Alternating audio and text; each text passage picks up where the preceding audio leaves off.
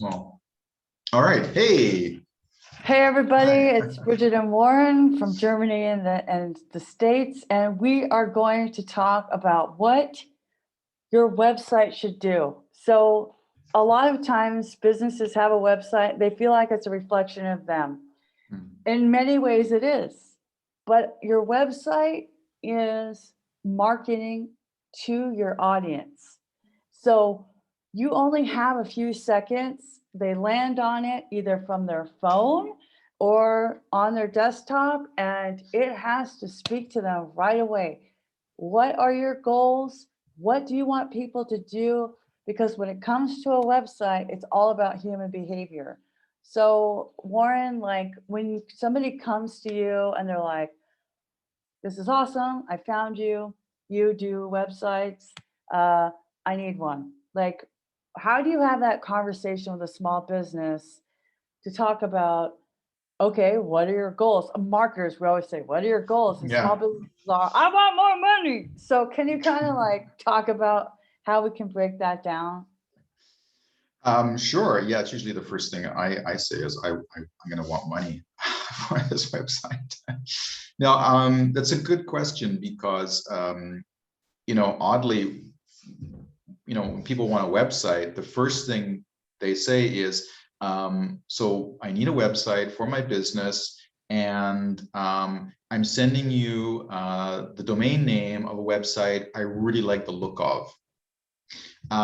And so, that usually seems to be the first thing that's going in people's heads is that they want something that looks like what someone else has, which I guess is human nature, doesn't really work so well maybe with a business. But it seems to be, exactly what we think of when we think of a website, which is odd because we probably didn't think about what the business next door was doing when we came up with the concept for our own business, because two donut shops directly next to each other might not be the smartest thing.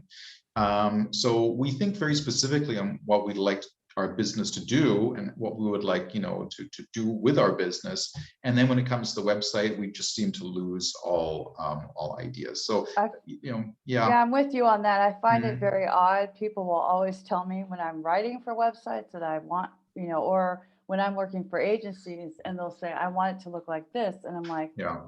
why would you want to look like, first of all, number one, why would you want to look like your competitors? You Yeah. should be completely different. Also, you don't know if that website works for that person, Yeah, that's very true. right? We have different business goals. Some donut shops literally exist to launder money. Let's be serious here, okay? In the United States, if there's a donut shop that only takes cash and it doesn't look that busy, there's money laundering happening.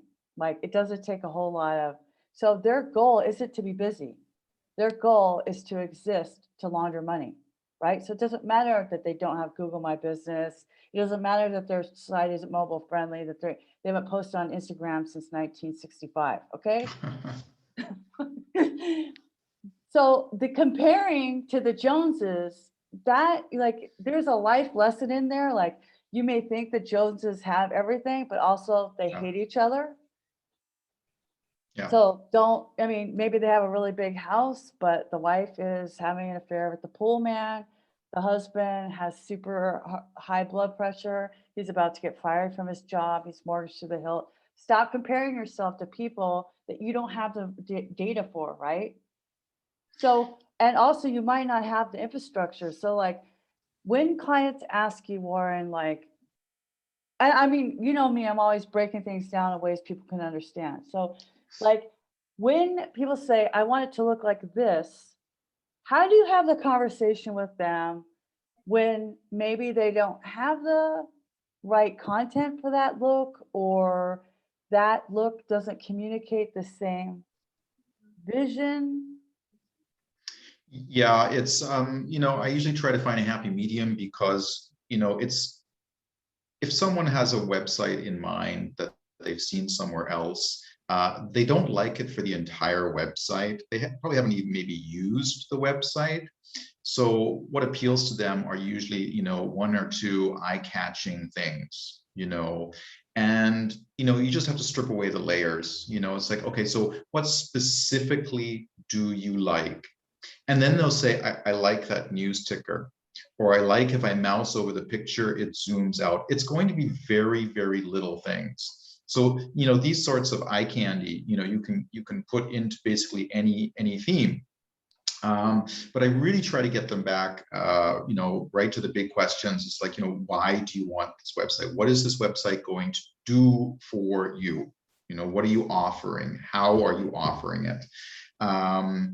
Because, the worst thing, and I think we've all seen this, is, there's a website that uses a theme that's intended for, a website like Amazon, with massive content and inventory and 16 levels of navigation. And it looks really cool, but it works because it works within that infrastructure. And if you try to use the same style for your donut shop, then you really are going to have trouble filling, the space available. And the interesting thing I always find is that, it's true, we do fill any given space available with our stuff over time. But that time is not immediately after a web relaunch. So maybe long term, your site will have, the ability to fill that content, but it won't on day one. And, it can be confusing, if you really just try to fill, the space provided. And it makes it, it becomes inaccessible to people, and then people won't like it. And if people don't like how your website looks, then they're going to have an issue with your company, with your brand. So I think in general, our brains, are, they gravitate towards simplicity, and then you throw a few, a bell or a light in that simplicity. Apple does this, IKEA does this, there are so many simplistic, really successful brands that mostly it's white space with a little ping here and there. And that's what we find relaxing. That's what we find beautiful, valuable. And, we should try websites as well. Right. So like when I'm consulting with clients on social media, my job, right, is to take copy from the website and then make it a call to action, plus building relationships and all that, those things. So a lot of times when I get to a website that I'm like, what is going on here? It's the Las Vegas Strip. There's things happening everywhere. And like, I don't know what I'm supposed to look at, right? Yeah. So then I ask, what do you want the visitor to do on your website? Yeah. Yeah. That should align with your personal business goals. And if all this stuff is super distracting, then you're going to have lower time on average session duration if Google even keeps measuring that, but whatever, that's another podcast. You're going to have time on site is going to be low. People are going to bounce. Basically, people are going to walk in, get super overwhelmed like they do in Walmart and then leave. It's just too much going on. Yeah. So how do you have that conversation? We know that. How do you have that conversation with a small business? What if they, like the small business that's watching this video? Yeah. How would you like them to be prepared for this kind of a meeting? Yeah, I mean, there's always the difference between your online shop and your offline shop. I think, if we go into a store, there's always going to be those things that attract our attention, keep us in the store, and the longer we're in the store, then we have a greater chance to buy something, and that's fine. But a website, I think often works the other way. Because we're not physically there, so, if we're in a store, there is only what's in the store to distract us. But if we're on a website, that is one facet of what is distracting us currently. Like right now, we're having this conversation, but, I've got a window on the left, I've got, wine on the right, I've got some music over there, I've got cars going by in front of me, which I wouldn't have in a store. So if I'm here on your store website, I've got a massive amount of distraction already. If I'm on my mobile phone, then I've got an even smaller store, and that's going to be really harder. So it almost goes the opposite. If you want, if the, That you makes disagree. sense. No, I do make, no, it does make sense. I mean, like, here I am, I'm sitting facing the window, so the Yeah, light is on me. But I do this intentionally. This is where I work because the birds are outside and I'm from yeah, California. I'm not used to seeing all these different kinds of birds. Okay. We didn't have, we had swallows, but I didn't have barn swallows living, this close. We had some finches and seagulls, right? But I got pigeons here, I got blue jays here, I got red cardinals, and they all come to my balcony. yeah, And it's a distraction, but it's not terrible. I'm used to that distraction. But when you're on your mobile phone and you're trying to discern what's going on with the website, somebody could call you while you're on your phone. That happens yeah, to me all the time. If yeah, you're a parent, your kid could need something. yeah, Something could crash in the kitchen. Somebody broke something, whatever. So you want it to be memorable enough that people will go back. But my question is more of, like, you and I agree on that. My question is, how do you talk to your potential client? How do you get that information out of them of what the answer is?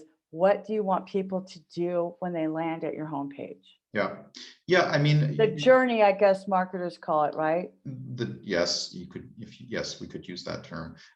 It really is just breaking it down, to the really simplistic steps. The website is nothing magical. It's just another way into your store. It's just a much narrower, doorway. Right. And it really means stripping away all of, those sorts of, things that you think people are going to be interested in and will just distract them. So it really is getting back to, to the brass tacks. It's like, what are you offering, to whom, why would they be interested? And, what's the context of their visiting your site? They really need to, be able to step back and think about who their customer is going to be, who their user is going to be. Because, if they say, well, actually my customer is going to be, the man or woman on their mobile site at 7 a.m. to find my donut shop, well, that's a completely different website than someone who's sitting at home and has 2 hours to spare to scroll through donut memorabilia. So the Right. website's going to be completely different, Right. and so I think that's really important, is to get, the businesses, really understanding, what their customer is going to need at this particular moment. Right. So like that's Yeah, perfect for the restaurants in here in Texas. They're open and you yeah, go, you scan a QR code, COVID. yeah. Thanks to COVID, QR codes are now relevant. But most of the time it either goes to a website that doesn't take you directly to the menu, Yeah, and or it takes you to a PDF version of the menu. That yeah, is that's not, not yeah, that is not a good user experience. no, As a almost 48-year-old female with 20/20 vision, I don't want to pinch and zoom on your restaurant menu. That should just be literally text on a page with as little decoration as possible, because I'm on my phone. I might be on 3G or 2G or maybe 5G, but let's assume, like, I just came into your restaurant. I'm not connected to your Wi-Fi if you even have it, right? I just want to know what to order so that you can get me ordering so that you can get money from me. So yeah, in that scenario, what do you want people to do when they click your QR code? I want them to look at the menu, decide what they want within 2 minutes, right? Then we're not going to use a PDF because yeah. that is not accessible. The people who have money to spend on restaurants are people who have vision problems because they're over 40 with Really? eyesight. Yeah, Yeah, I mean, you're looking at your phone like this. And pinching, if you're pinching and zooming on a menu, literally one of my friends just said, do you have a bean and cheese taco? And I go, yeah. I go, I'll have that. Yeah, I it's a don't want to lot look at your easier to menu. ask. Yeah, yeah, that's very true. That's very true. So you have to understand what you want your people to do, Yeah. and you have to get the client to understand that your website is about human behavior, not what you want it to look like. Yeah, it's we talked about this as well. You know, there's all, you know, and in the business, you always hear that your brand is an extension of yourself, your website is an extension of yourself, everything's an extension of yourself, until it comes to, like, you know, cleaning up the floor, and then then it's the employee's extension. Well, mine is being redesigned. Rhonda and I redesign my website every 18 months. And when I say Rhonda and I mean, I write some words and say yes.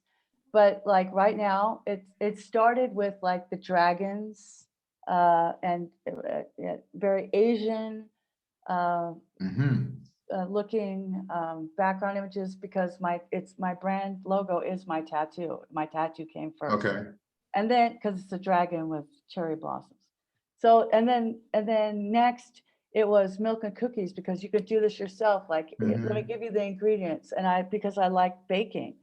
But now I'm like, I have more of a male audience. Let's take some of the masculine qualities that I have, which is drinking bourbon, and have those organic tones that echo my personality and how I do social media. So it will be a different experience, but still, it's book a call, buy this book, like it's right there, right? Yeah. What do I want people to do? And I've learned this really well with Rhonda, because when she did my first redesign, because I did WordPress myself before that. Yeah. I was the worst small business.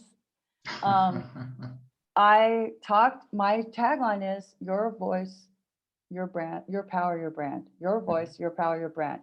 And then the rest of the website talked about me. Yeah. And I had, she and Jocelyn Mozak did a website review, and I was like, oh, because we do websites, we feel like it's our online resume. It's not. That's what LinkedIn's for, and your resume. Yes. You know, and so like sometimes that third set of eyes really helps, you know. And so I'm super glad that you talked about this. This is really an important conversation to not waste your vendor's time, right? Yeah. Small businesses don't even have that much time to spend working with a vendor on their website. They sometimes forget that they have to participate in this. And we really want to focus on the experience of the user, because marketing is about human behavior. Sales is about human behavior. And what's the first rule of sales? Put the product in their hand. The product's on your website. It should be super obvious what you want them to do. So this is a really great conversation. And thanks. You're welcome. Thank you. Hey, I forgot what I was going to say. Well, then, you know, we could just say goodbye to the audience and stop the recording then. I guess we'll say goodbye, and we'll see you all next week. Bye. Bye.